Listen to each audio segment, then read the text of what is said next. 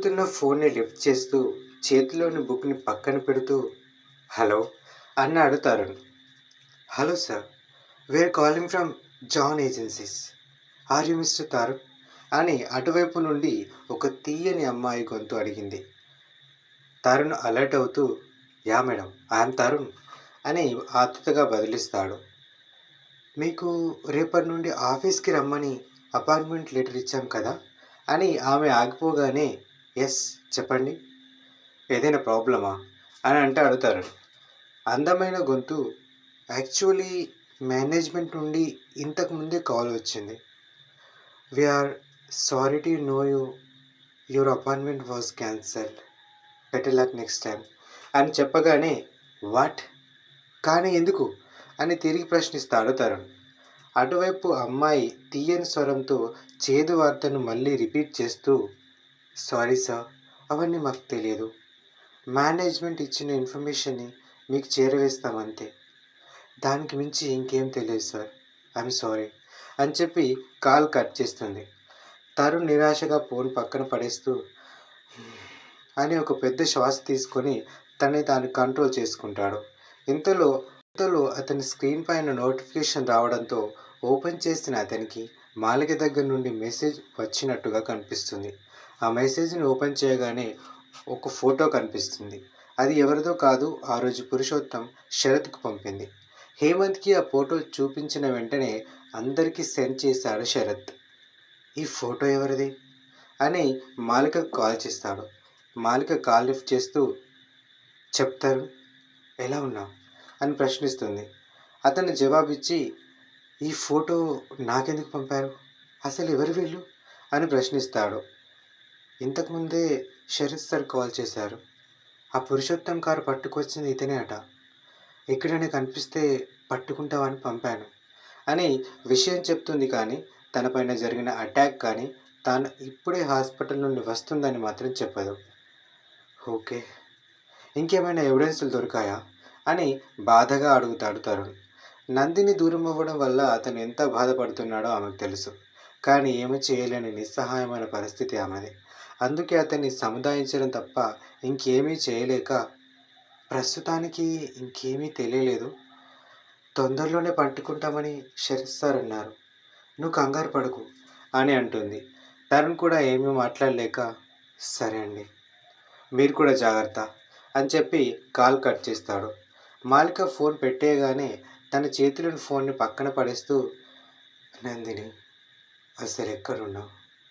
ఎలా ఉన్నావు?" అని నందినిని తలుచుకుంటూ తమ పాత జ్ఞాపకాల్లో మునిగిపోతాడు కొన్ని క్షణాలు. ఒక్కొక్క ఫ్రేము అతని కన్నుల ముందు నుండి వెళ్తున్న కొద్దీ అతని కన్నుల నుండి కన్నీరు జారడం మొదలైంది. చిన్నగా వీస్తున్న ఫ్యాన్ గాలికి అతని ముఖంపై నుండి జారుతున్న కన్నీటి చుక్కలు పేపర్ పైన పడబోతూ పక్కన పడుతున్నాయి. ఒక ప్రేయసి కోసం ఒక ప్రియుడు పడే బాధ ఎలా ఉంటుందో ఈ క్షణం తరుణ్ కన్నుల్లోకి చూస్తే మనకు అర్థమవుతుంది. "రండి డాక్టర్, రండి. మా చెల్లికి హఠాత్తుగా కుప్పకూలిపోయింది. నాకు చాలా భయంగా ఉంది. ఒకసారి చూడండి" అని ఆందోళన పడుతున్నట్టుగా నటిస్తూ అంటున్నాడు సోమనాథ్. అతని పక్కనే ఉన్న సురభి కూడా మొసలి కన్నీళ్లు కార్చుతూ ముందుకు వస్తుంది. ముఖేష్ రాయర్ బెడ్కి కుడివైపు కూర్చొని ఉన్నాడు. ఈ క్షణం అతని కన్నుల్లో కూడా బాధ కనిపిస్తుంది. ఎందుకంటే సుమావి స్పృహ లేకుండా బెడ్ పైన పడుంది. ఆమె శరీరం అంతా చెమటలతో తడిసిపోయి చల్లగా మారిపోయింది. డాక్టర్ని చూడగానే ముఖేష్ రాయర్ కూడా లేచి నిలబడుతూ డాక్టర్కి త్రోవనిచ్చాడు. సుమావి చేయి పట్టుకొని పల్స్ చెక్ చేస్తూ, "మీరందరూ ఒకసారి బయటకు వెళ్ళండి" అని చెప్పగానే అందరు అక్కడి నుండి బయటకు నడుస్తారు. వాళ్ళు వెళ్ళిపోగానే డాక్టర్ తనతో వచ్చిన అసిస్టెంట్ వైపు చూసి సైగ చేయగానే అతను వెళ్ళి ఆ రూమ్కి ఉన్న కిటికీ కర్టెన్స్ అన్నీ ఓపెన్ చేస్తాడు. లోపల ట్రీట్మెంట్ జరుగుతుంటే ఇటు బయట సోమనాథ్ తన పనిలో పడ్డాడు. కళ్ళు మూసుకొని రెండు కనుబొమ్మల మధ్య చేయి పెట్టుకొని మౌనంగా నిలబడ్డాడు ముఖేష్ రాయర్. సురభి మరియు సోమనాథ్ ఒకే దగ్గర నిలబడి అతన్నే చూస్తున్నారు. ముఖేష్ వైపు చూసిన సోమనాథ్కి ఏమనిపిస్తుందో ఏమో చాలా బాధగా అతని దగ్గరకు వచ్చి, "కూల్ బావా, ధైర్యంగా ఉండండి. దానికి ఏమీ కాదు" అని ఓదార్చడానికి ట్రై చేస్తుంటాడు. సుమావి అంటే ముఖేష్కి ఎంత ఇష్టమో సోమనాథ్కి కూడా చాలా బాగా తెలుసు. అందుకే తన తెలివితో ఈ సందర్భాన్ని కూడా తనకి అనుకూలంగా మార్చుకుంటూ, అసలు బాధకు కారణమైన వాడే లేనప్పుడు మనం ఇంత బాధపడితే మాత్రం ఏమొస్తుంది బావా అని నైస్గా తరుణ్ వైపు తిప్పుతాడు. ఆ మాటలు విని టక్కున కళ్ళు తెరుస్తాడు ముఖేష్ రాయర్. అతను ఏదో ఆలోచిస్తూ ఉండగానే, డాడీ ఎందుకు అలా అంటారు? పాపం బావేం చేశాడు? తనకు నచ్చిన అమ్మాయితో తన లైఫ్ షేర్ చేసుకోవాలనుకుంటున్నాడు. మనమే బావ మనసు ఏంటో తెలుసుకోకుండా మధ్యలో వచ్చాం. మనం వెళ్ళిపోతే బావ మళ్ళీ తిరిగి వస్తాడు, అన్నీ నార్మల్ అవుతాయి, పదండి అని తన నటనా స్వరూపాన్ని చూపిస్తుంది సురభి. ఆమె మాటలు పూర్తయిన వెంటనే, మీరు కాదు వెళ్ళాల్సింది, వాడు రావాలి, వస్తాడు, నీ మెడలో తాళి కడతాడు. ఏ నమ్మకంతో అయితే మమ్మల్ని కాదని వెళ్ళాడో ఆ నమ్మకాన్ని నాశనం చేస్తా. బయట ఎక్కడా ఏమి దొరకనప్పుడు వాడే పరిగెత్తుకుంటూ మళ్ళీ ఇంటి గడప తొక్కుతాడు అని అంటాడు ఆక్రోశంగా ముఖేష్ రాయర్. మనవాడు సరే, మనం ఏదో చేసి వాడిని మళ్ళీ మనలో కల్పించుకుంటాం బావా. కానీ వాని లవ్, దాని విషయం ఏంటి?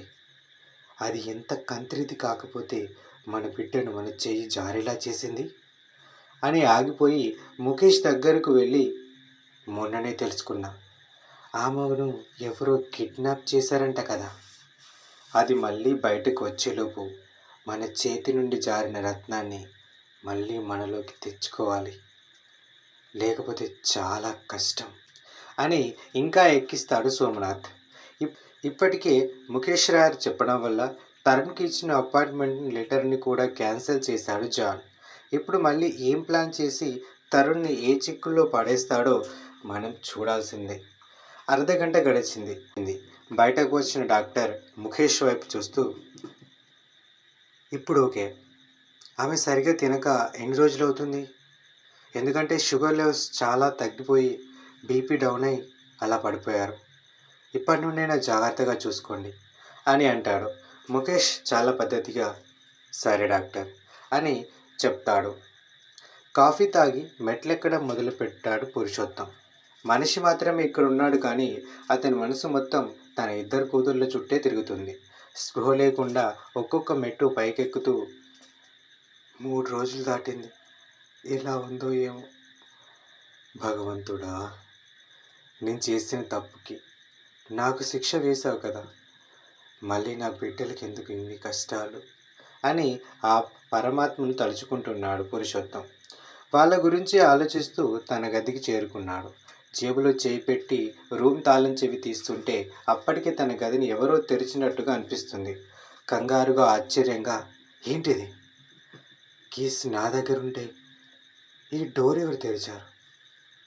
అసలు లోపల ఎవరున్నారు అని హడావిడిగా లోపలికి వెళ్తాడు పురుషోత్తం. కొన్ని అడుగులు నడిచిన అతను కొంచెం దూరాన నిలబడిన వ్యక్తిని చూసి ఆగిపోతాడు. ఆ వ్యక్తిని చూడగానే అతనిలోని కంగారు భయంగా మారింది. ఆశ్చర్యం అసహ్యంగా రూపాంతరం చెందింది.